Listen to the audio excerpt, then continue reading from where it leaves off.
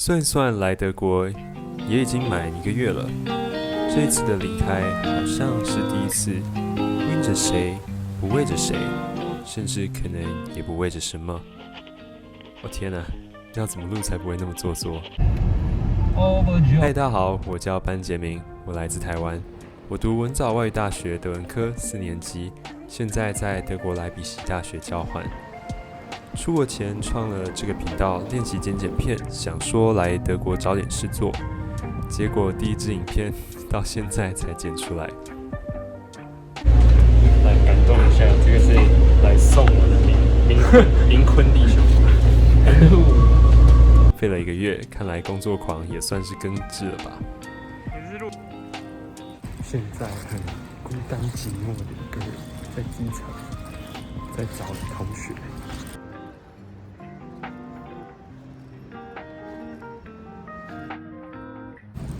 接下来要去机场一次来我一定要玩的东西。从7月办签证、申请学校、申请宿舍、买机票、搭飞机，到9月抵达德国，只能说是挺幸运的，在没有什么大意外下顺利进行。虽然因为莫名其妙德国在台协会给的签证在语言班之后，造成了不少麻烦，有同学转机直接变成土耳其自由行。刚好出国前几天发生的，写了一堆信问各道四方，但大家其实也不太确定，皮球踢来踢去的。最后为了保险起见，飞前1天还订了张3个月内的回程机票。过夜包这种票价就别要求了吧，反正该有的都有。这次搭土耳其航空，出发前几周才订的，原本期望蛮低的，毕竟算联航吧。加上同学搭土航转机遇到鸟事，要不是因为太迟了改不了，可能会直接换航班。但意外的，先用 App check in， 到了机场，别人排队半小时，我大概5分钟就好了。飞机也没有误点，在台湾跟伊斯坦堡都准时起飞。我自己觉得很幸运的是，我第一程从桃园到伊斯坦堡的班机座位中间刚好空了1位，意外的空间很足。然后可能因为我那几天都没什么好好吃东西，飞机餐都超好吃的。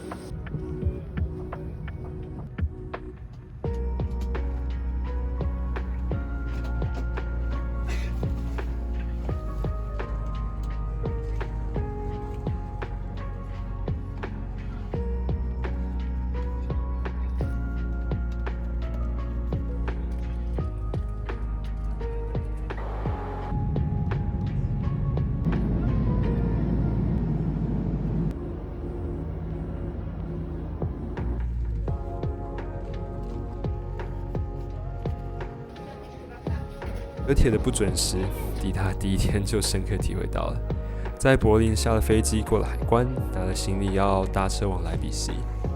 来之前，我问这里的朋友说需不需要先买高铁的票，他跟我说不用。结果票卖完，剩下头等舱。想说也罢，反正赶快到就好。结果售票员好心的找了转2次车的票，说样快又便宜，转车的时间也很充裕。终于到我转车需要双手各20公斤的行李哦，还有背上也背10公斤，冲下车、下楼梯、上楼梯、换月台，一踏上火车，车门就关了。感谢德铁给我的免费重训跟肌耐力训练。还好当时我跟一位阿姨聊天，人很好，刚好要转一样的车，我就跟着她，不然我可能真的到不了莱比锡。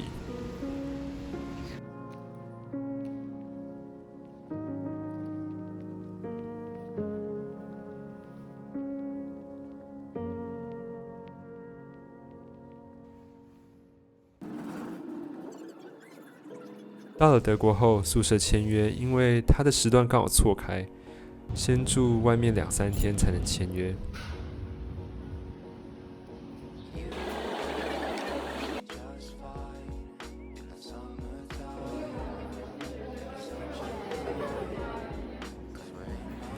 到德国后，隔一个周末就开始原班了，活动蛮多的。除了课程外，晚宴、电影、划船，还有户外教学。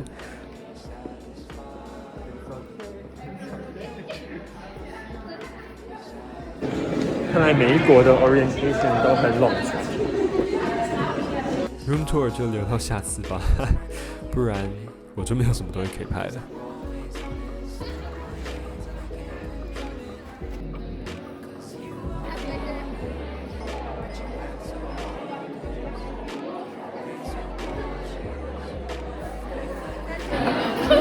我们看一下苏梅珍美丽至中的书册。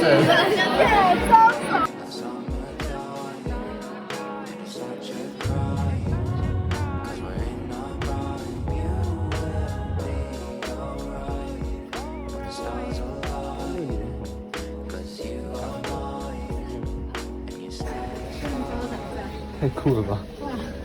哦，它就是一间而已。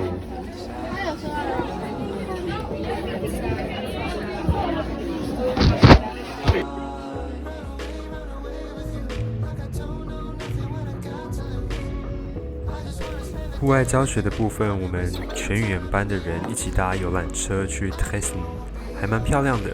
觉得之后可以再自己跟朋友再来一次，不然只有一天还真的有点不够看。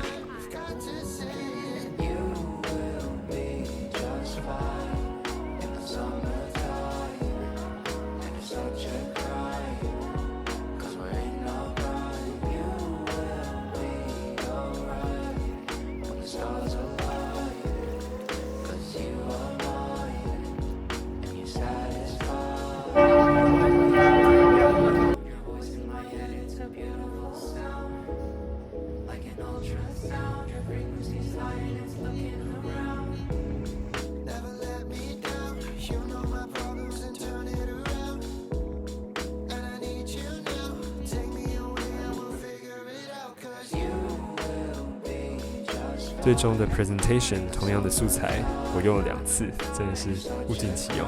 1个月了，老实说，到目前为止，我自己没有什么不适应的。现在感觉某种程度上，只是换了个地方上课，或许是因为早就习惯了改变吧。1年说长也没有很长，说短呢又不是很短。但我想，能回去的地方都不算远。会回去的地方都不算久，像影片开头说的，或许这次离开也并未为了什么。我来德国的理由其实跟其他同学比较起来，我总觉得差强人意，也不知道1年后会得到什么，会有什么样的改变。1年可以虚度，1年也足以改变一个人。我并不是一个多么有趣的人，所以在开始这个频道前，我一直想着怎么让自己变得有趣。但后来想想，也算了，好像也不必成为别人口中有趣的存在。总而言之，我的频道会以我自己记录我的生活为主吧，也不一定是重在交换，煮饭、读书、出去走走，总之活着。有兴趣的话，欢迎订阅。按赞，可以的话分享一下，欢迎追踪我的 IG， 给我点题材跟建议。我是班杰明，我们下次再见。